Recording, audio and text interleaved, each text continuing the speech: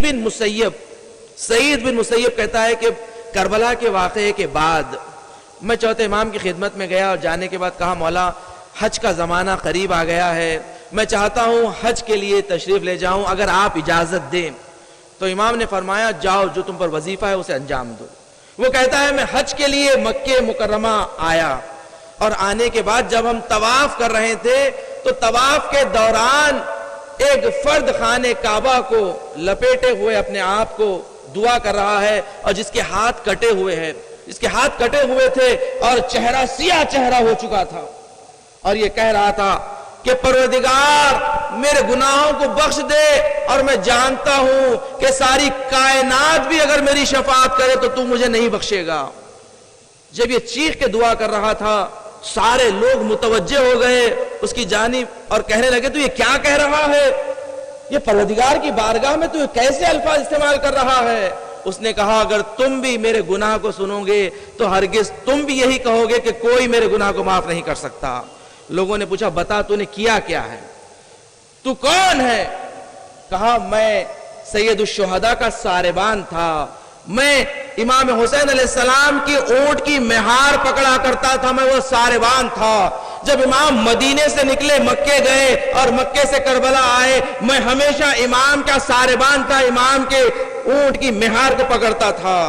جب بھی امام غسل کے لیے اپنے لباس کو اتارتے اور میرے حوالے کرتے تو امام کا ایک کمر بند تھا، امام کے پاس ایک کمر بند تھا جو بہت ہی مرغوب تھا، بہترین تھا، مجھے بہت پسند آیا۔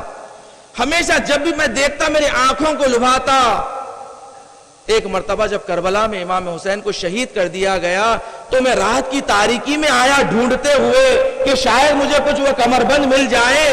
ایک مرتبہ دیکھا کہ امام حسین کے بدن پر وہ کمر بند ابھی موجود ہے، امام کے بدن پر کمر بند موجود ہے، امام کا جنازہ پڑا ہوا ہے، بدن پر سر موجود نہیں تھا۔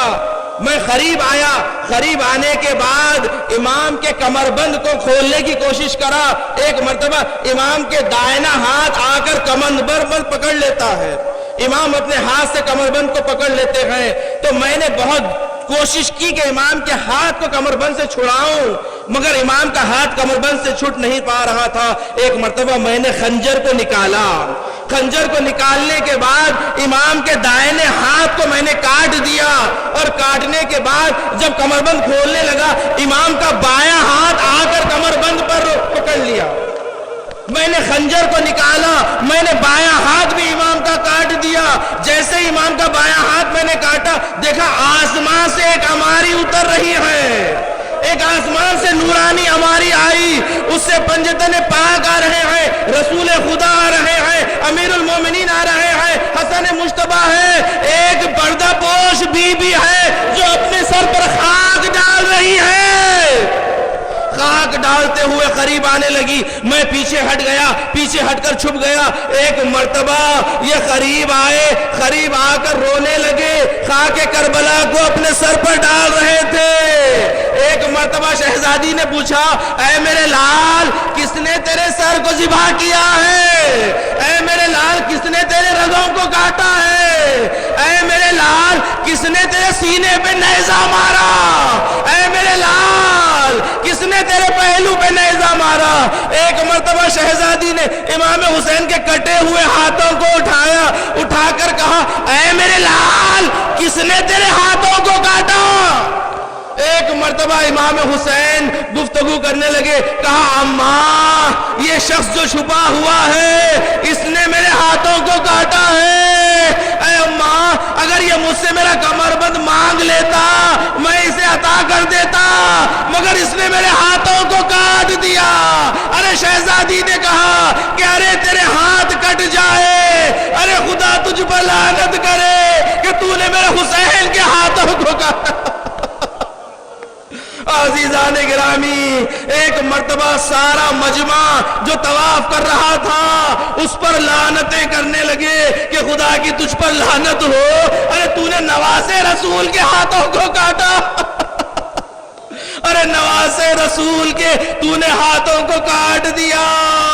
ارے حسین کا گلا کس طرح ذبح، ارے بہن زینب دیکھ رہی تھی، شمر سینے پہ سوار ہے۔ ایک مرتبہ روایت میں ہے کہ شمر نے امام حسین کے بالوں کو اپنے ہاتھوں سے تھاما، امام حسین کے رخسار پر تماچے لگانے لگا۔ آپ جانتے ہیں یہ تماچوں کے نشان کب تک امام کے چہرے پر تھے؟ جب سکینہ کے سامنے بابا کا سر آیا، ایک مرتبہ سکینہ نے بابا کے سر کو دیکھ کر پوچھا، بابا یہ آپ کے رخسار پر کس نے تماچے مارے؟ ارے سکینہ نے بابا کے رخسار پر تماچوں کے نشان، اور آپ جانتے ہیں سکینہ کے رخسار پر بھی شمر کے تماچوں کے نشان۔ ارے جب سکینہ دنیا سے گزری، شمر کے تماچوں کے نشان سکینہ کے رخسار پر موجود۔ الا لعنت اللہ علی قوم الظالمین وسیعلم الذین ظلموا ای منقلب ینقلبون۔